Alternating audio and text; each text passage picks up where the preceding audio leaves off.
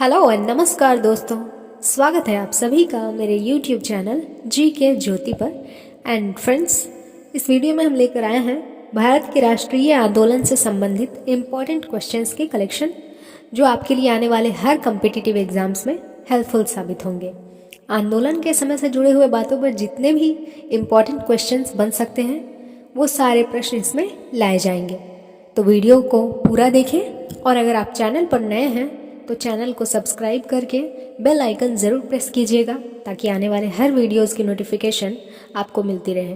तो आइए देखते हैं। आज का हमारा पहला सवाल है, स्वराज दल ने कांग्रेस के कार्यक्रम को ही स्वीकार किया सिवाय एक बात को छोड़कर, और वह था। तो स्वराज दल ने कांग्रेस के कार्यक्रम को ही स्वीकार किया सिवाय एक बात को छोड़कर, और वह बात था परिषद चुनावों में भाग लेना। तो इसका राइट आंसर है परिषद चुनावों में भाग लेना। हमारा अगला सवाल है, किसने कहा था कांग्रेस अपनी मौत की घड़ियां गिन रही है, भारत में रहते हुए मेरी सबसे बड़ी इच्छा है कि मैं उसे शांतिपूर्वक मरने में मदद कर सकूं। तो यह बात लॉर्ड कर्जन ने कहा था, इसलिए इसका राइट आंसर है लॉर्ड कर्जन।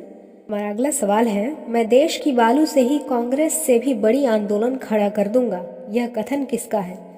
तो यह कथन था महात्मा गांधी जी का। तो इसका राइट आंसर है महात्मा गांधी। हमारा अगला सवाल है, स्वर्ण हिंदुओं की फांसीवादी कांग्रेस कहकर कांग्रेस का चरित्र निरूपण किसने किया था? स्वर्ण हिंदुओं की फांसीवादी कांग्रेस कहकर कांग्रेस का चरित्र निरूपण जो है मोहम्मद अली जिन्ना ने किया था। तो इसका राइट आंसर है मोहम्मद अली जिन्ना ने। हमारा अगला सवाल है, किस कांग्रेस अध्यक्ष की अध्यक्षता में भारत छोड़ो प्रस्ताव पारित किया गया था? तो यह किया गया था अबुल कलाम आज़ाद की अध्यक्षता में। तो इसका राइट आंसर है अबुल कलाम आज़ाद। हमारा अगला सवाल है, भारतीय राष्ट्रीय कांग्रेस का यह नाम किसके सुझाव पर रखा गया था? तो भारतीय राष्ट्रीय कांग्रेस का जो यह नाम है वह दादा भाई नौरोजी के सुझाव पर रखा गया था, इसलिए इसका राइट आंसर है दादा भाई नौरोजी। हमारा अगला सवाल है, ब्रिटिश भारत की सरकार ने बंगाल विभाजन की सार्वजनिक घोषणा कब की थी? उस समय भारत का गवर्नर जनरल कौन था? तो यह किया गया था दिसंबर 1903 ईस्वी में, और उस समय भारत का गवर्नर जनरल लॉर्ड कर्जन था। तो इसका राइट आंसर हो जाएगा दिसंबर 1903 ईस्वी, लॉर्ड कर्जन। हमारा अगला सवाल है, स्वदेशी आंदोलन के मुख्य प्रणेता कौन थे? स्वदेशी आंदोलन के जो मुख्य प्रणेता थे वह थे अरविंद घोष। तो इसका राइट आंसर है अरविंद घोष। हमारा अगला सवाल है, किस तिथि को बंगाल विभाजन विधिवत रूप से लागू हुआ? इस दिन को आंदोलनकारियों ने रविंद्रनाथ टैगोर के आह्वान पर किस रूप में मनाया? जिस तिथि को बंगाल विभाजन विधिवत रूप से हुआ था वह था 16 अक्टूबर 1905 ईस्वी। और किस रूप में मनाया गया था? तो यह शोक दिवस व रक्षाबंधन के रूप में मनाया गया था, इसलिए इसका राइट आंसर है 16 अक्टूबर 1905 ईस्वी, शोक दिवस व रक्षाबंधन। हमारा अगला सवाल है, व्यापक जन दबाव में किस ईस्वी में ब्रिटिश सरकार द्वारा बंगाल विभाजन को रद्द कर दिया गया? उस समय भारत का गवर्नर जनरल कौन था? तो किस ईस्वी में ब्रिटिश सरकार द्वारा बंगाल विभाजन को रद्द कर दिया गया? तो यह था 1911 ईस्वी, और इस समय भारत का गवर्नर जनरल लॉर्ड हार्डिंग द्वितीय था। तो इसका राइट आंसर है 1911 ईस्वी, लॉर्ड हार्डिंग द्वितीय। हमारा अगला सवाल है, मुस्लिम लीग की स्थापना कब, कहाँ तथा किस संस्था के अधिवेशन में की गई थी? तो यह 30 दिसंबर 1906 ईस्वी ढाका में, और जिस संस्था के अधिवेशन में की गई थी वह संस्था थी मोहम्मडन एजुकेशनल कॉन्फ्रेंस। तो इसका राइट आंसर है 30 दिसंबर 1906 ईस्वी ढाका मोहम्मडन एजुकेशनल कॉन्फ्रेंस।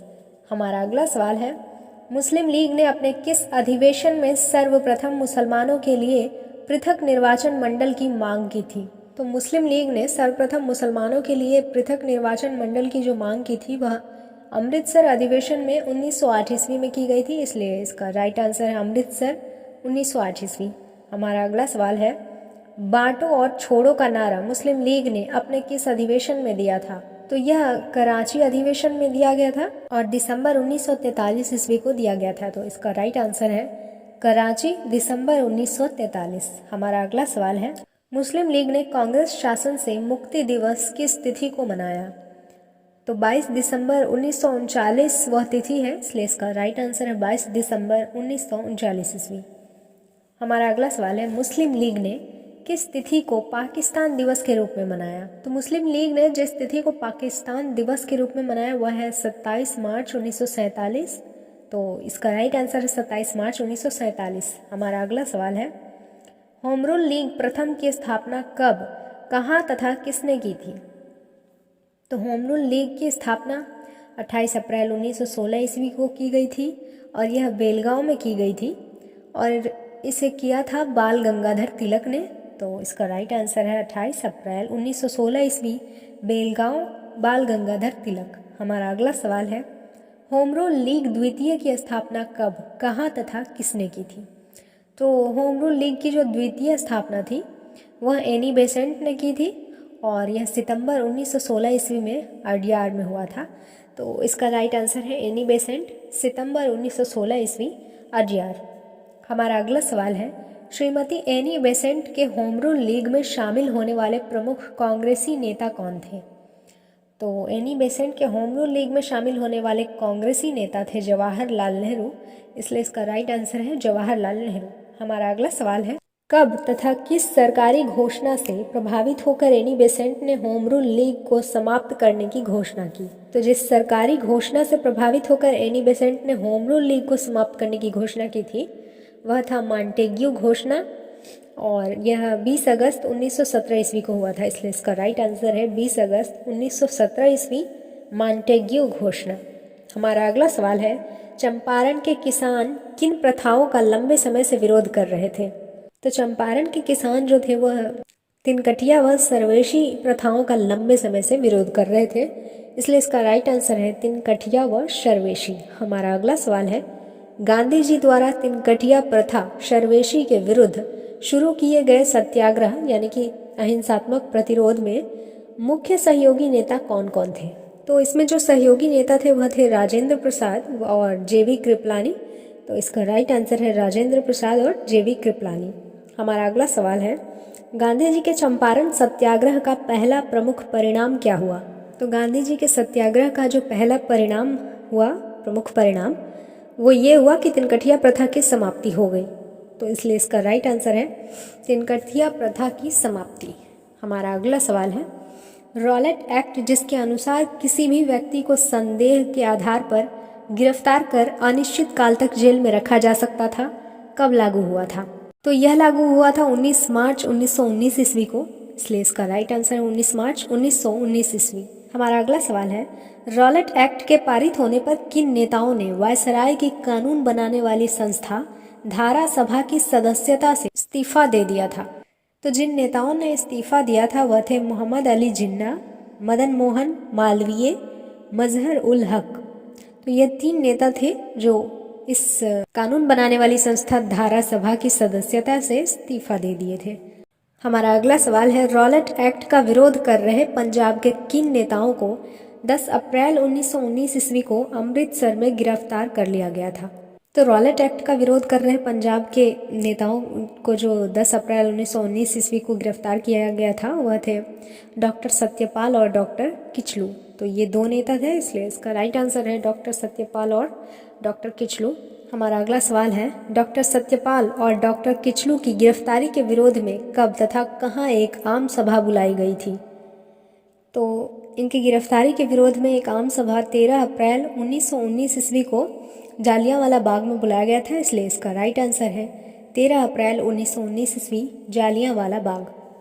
हमारा अगला सवाल है, 13 अप्रैल 1919 को पंजाब राज्य के अमृतसर में स्थित जालियांवाला बाग में गोली चलाने का आदेश देने वाला अमृतसर में सेना का कमांडर कौन था? तो सेना का कमांडर उस समय था जनरल R.E.H. डायर। इसका राइट आंसर है जनरल R.E.H. डायर। हमारा अगला सवाल है, जालियांवाला बाग हत्याकांड की जांच के लिए कब तथा किसके नेतृत्व में एक 8 सदस्यों वाली समिति गठित की गई थी? तो यह 19 अक्टूबर 1919 को की गई थी और यह लॉर्ड हंटर के नेतृत्व में की गई थी, इसलिए इसका राइट आंसर है 19 अक्टूबर 1919 ईस्वी, लॉर्ड हंटर। हमारा अगला सवाल है, जालियांवाला बाग हत्याकांड की जांच के लिए गठित हंटर समिति में 3 भारतीय सदस्य कौन कौन थे? तो इस समिति में जो 3 भारतीय सदस्य थे वह थे चिमनलाल सीतलवाड़, सुल्तान अहमद और जगत नारायण। हमारा अगला सवाल है, खिलाफत आंदोलन की शुरुआत तथा सबसे पहले खिलाफत कमेटी का गठन कब, कहाँ तथा किनके द्वारा की गई थी?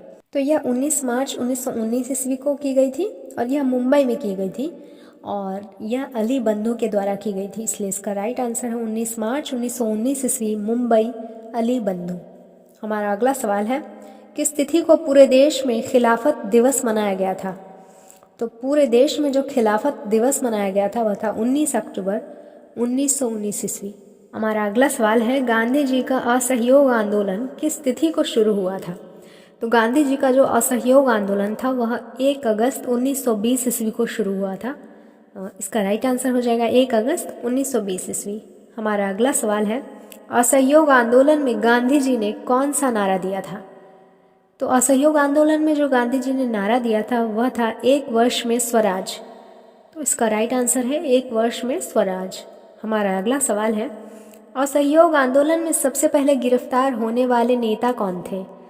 असहयोग आंदोलन में सबसे पहले जो गिरफ्तार होने वाले नेता थे वह थे मोहम्मद अली जिन्ना।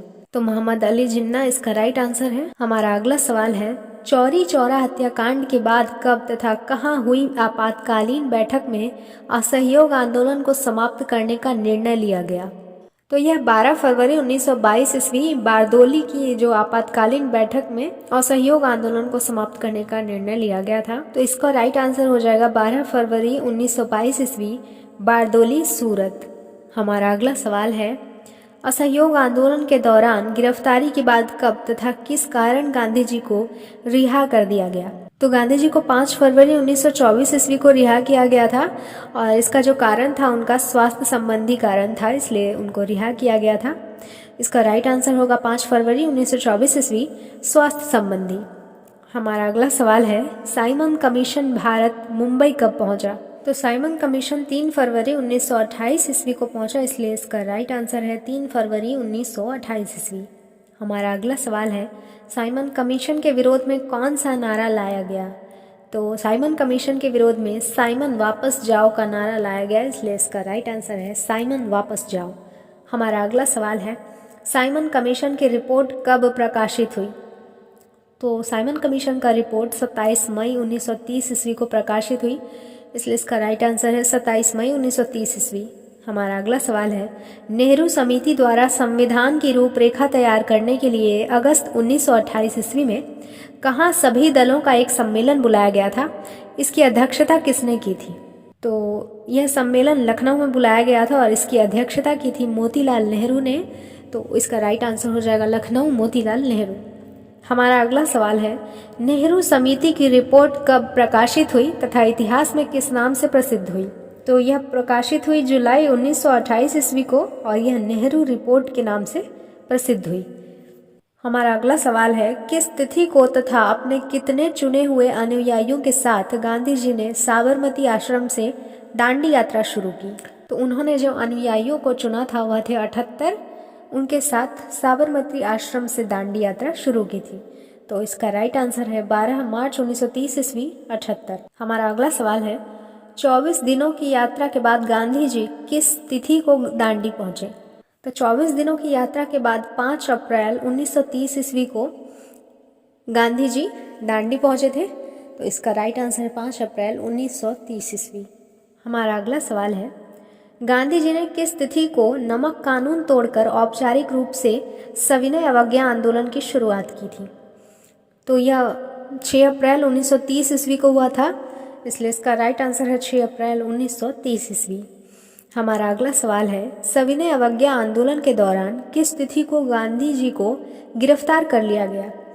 तो गांधी जी को गिरफ्तार किया गया था 5 मई 1930 ईस्वी को, इसलिए इसका राइट आंसर है 5 मई 1930 ईस्वी। हमारा अगला सवाल है, किस तिथि को गांधी जी तथा इरविन के बीच एक समझौते पर हस्ताक्षर हुआ था जिसके बाद सविनय अवज्ञा आंदोलन को स्थगित कर दिया गया? तो जिस तिथि को यह हुआ था वह था 5 मार्च 1931 ईस्वी।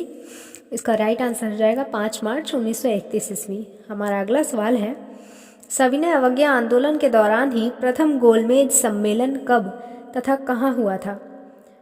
तो सविनय अवज्ञा आंदोलन के दौरान ही प्रथम गोलमेज सम्मेलन हुआ था 12 नवंबर 1930 ईस्वी, सेंट जेम्स महल, लंदन में। हमारा अगला सवाल है, प्रथम गोलमेज सम्मेलन का उद्घाटन किसने किया था? तो प्रथम गोलमेज सम्मेलन का उद्घाटन जॉर्ज पंचम ने किया था, इसलिए इसका राइट आंसर है जॉर्ज पंचम। हमारा अगला सवाल है, प्रथम गोलमेज सम्मेलन की अध्यक्षता किसने की थी? तो प्रथम गोलमेज सम्मेलन की अध्यक्षता रैमजे मैकडोनाल्ड ने की थी, इसलिए इसका राइट आंसर है रैमजे मैकडोनाल्ड। हमारा अगला सवाल है, प्रथम गोलमेज सम्मेलन किस कमीशन द्वारा किए गए सिफारिशों पर विचार करने के लिए बुलाया गया था?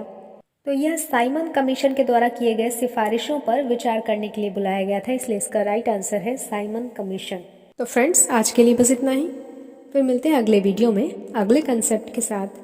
Till then, bye bye.